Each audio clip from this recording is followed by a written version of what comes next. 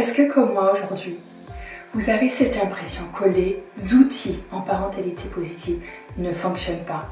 Si vous êtes comme moi, je me suis rendu compte que pendant longtemps, je cherchais comme une baguette magique, un outil que j'allais enfin trouver qui allait fonctionner pour plein de choses. Et plus je me servais des outils en parentalité positive, plus j'étais face à cette réalité qu'il ne fonctionnait pas et je ne comprenais pas pourquoi. Je m'appelle Emilia Firmin-Bourré et je suis coach parental. J'accompagne les mamans qui souhaitent s'épanouir dans la vie de maman. Et surtout, j'accompagne la femme qui est derrière elle. Aujourd'hui, donc, on parle de pourquoi les outils en parentalité positive ne fonctionnent pas.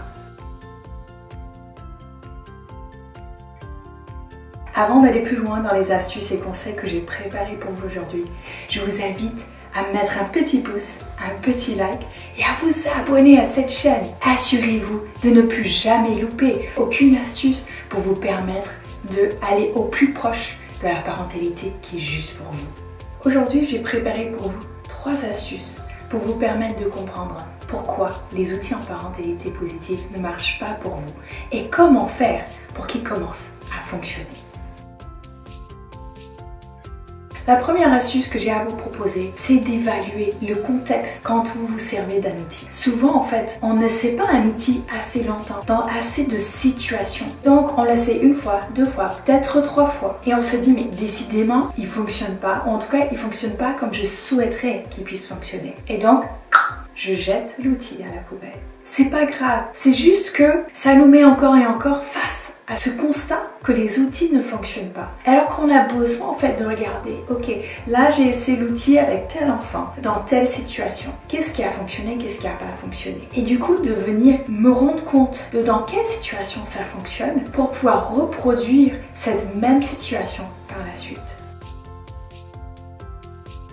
La deuxième astuce que j'ai pour vous aujourd'hui, c'est de vous servir des outils, non pas comme une baguette magique, non pas comme un outil qui va fonctionner pour tout, pour toujours, mais comme un outil qui va vous permettre une expérience, plusieurs expériences.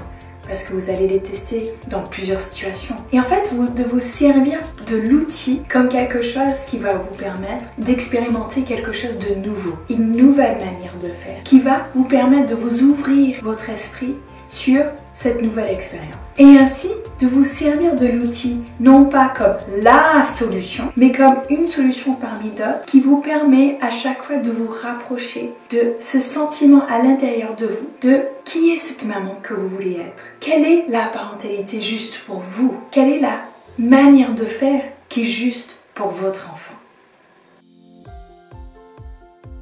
La troisième astuce que j'ai à vous proposer, c'est de vous rendre compte que notre histoire vient interférer dans les situations que nous vivons avec nos enfants, nos blessures d'enfance, les manques que nous avons eus avec nos parents, nos croyances que ça a créées à l'intérieur de nous.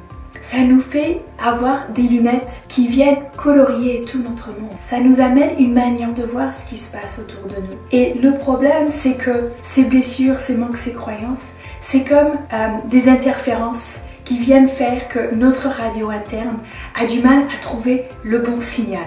Et donc l'astuce, c'est de venir à l'intérieur de soi pour nous rendre compte de quand et comment notre histoire vient interférer dans la situation présente que nous vivons. Parce que bien souvent, quand j'ai une réaction disproportionnée, c'est parce que je ne réagis pas vis-à-vis de la situation présente, mais je réagis vis-à-vis d'une situation passée qui n'était pas ok pour moi. Et donc, par exemple, pour beaucoup de parents, quand notre enfant nous dit non, il ose dire non face à moi, à la figure d'autorité, ça me renvoie dans mon enfance. Ça me renvoie peut-être au fait que moi, enfant, je n'osais pas dire non face à mes parents. Ou peut-être que ça me renvoie dans le fait que quand je disais non, personne ne l'entendait, personne ne l'écoutait. Et donc on ne prenait pas soin de moi. En tout cas, quand ça nous ramène inconsciemment et malgré nous-mêmes à notre histoire, c'est insupportable à vivre. Et ça amène cette réaction disproportionnée que j'ai, mais malgré moi-même. Si c'est ce que vous vivez aujourd'hui, sachez vraiment que c'est pas de votre faute, que c'est pas non plus une fatalité de vivre cette souffrance-là, ces difficultés-là, que c'est possible de changer ce que vous vivez aujourd'hui. Et pour ça, je vous propose 2 actions aujourd'hui. La première action, en lien en bas dans les commentaires, vous aurez le lien vers un webinaire que je vous offre aujourd'hui. Parce que j'ai vraiment à cœur que vous ayez un maximum d'outils, un maximum de compréhension de ce qui se passe pour vous dans la relation avec votre enfant. Et comment vous pouvez faire pour vous rapprocher de cette relation apaisée et joyeuse que vous voulez avoir avec votre enfant aujourd'hui. La deuxième action, c'est aussi un lien que je mets en bas de cette vidéo si vous souhaitez prendre un rendez-vous pour un coaching individuel avec moi aujourd'hui. Je vous offre notre premier entretien pour discuter ensemble de qu'est-ce qui se passe pour vous, comment vous voudrez que votre vie de famille soit, comment vous voudrez que votre vie de maman soit. Et pour qu'ensemble, on puisse travailler pour créer l'accompagnement idéal pour vous assurer aujourd'hui d'agir pour changer votre vie que vous aurez dans un an, pour changer pour toujours votre avenir. Parce que si vous êtes d'accord avec moi, les actions que nous prenons aujourd'hui impactent l'avenir que nous aurons demain. Et si nous voulons un avenir différent, nous avons besoin de prendre des actions différentes.